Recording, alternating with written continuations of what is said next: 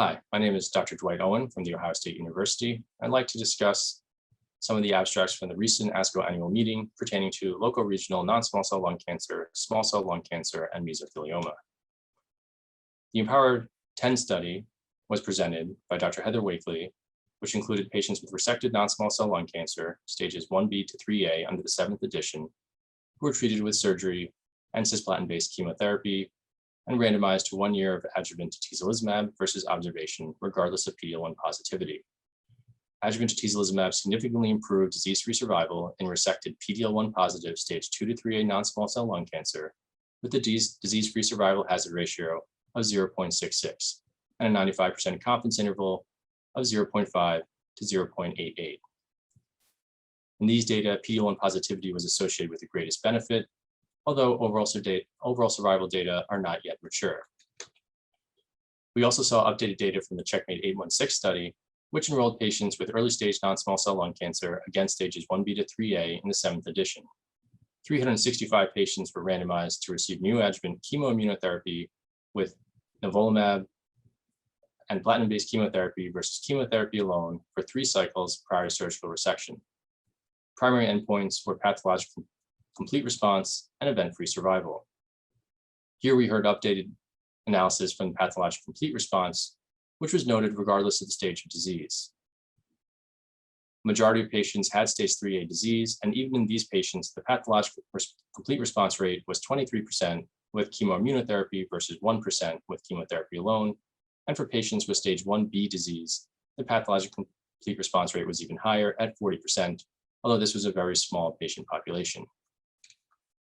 I think this really brings up the question of what the landscape for early stage non-small cell lung cancer will look like once we have additional data from the adjuvant and neoadjuvant immunotherapy studies. Just like we face in the advanced and metastatic setting, I think patient selection is going to be key.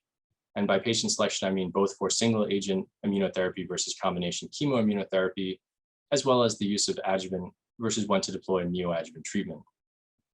I think questions that remain include whether pathologic complete response and major pathologic response will translate into an overall survival benefit, therefore yielding effective and important surrogate markers for survival, and whether disease-free survival will be enough for regulatory approval.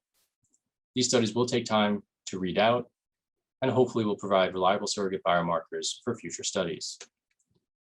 Several other abstracts in early stage non-small cell lung cancer were presented.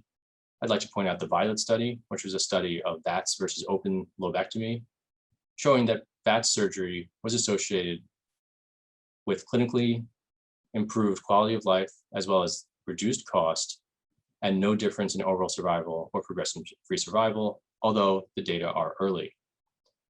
In small cell lung cancer, we heard results from CALGB 30610, comparing 45 gray twice daily versus a higher dose 70 gray once daily radiation schedule, which showed no improvement in overall survival with the higher dose daily treatment.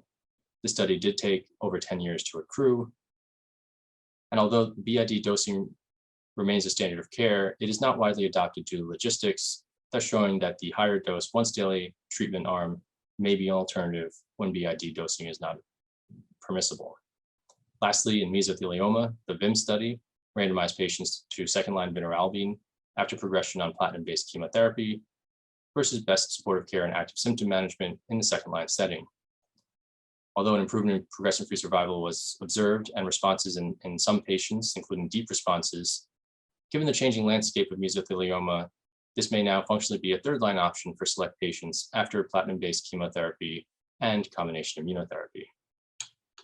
There were many other updates from ASCO that we did not have time to discuss, but thank you for the opportunity to discuss these important studies.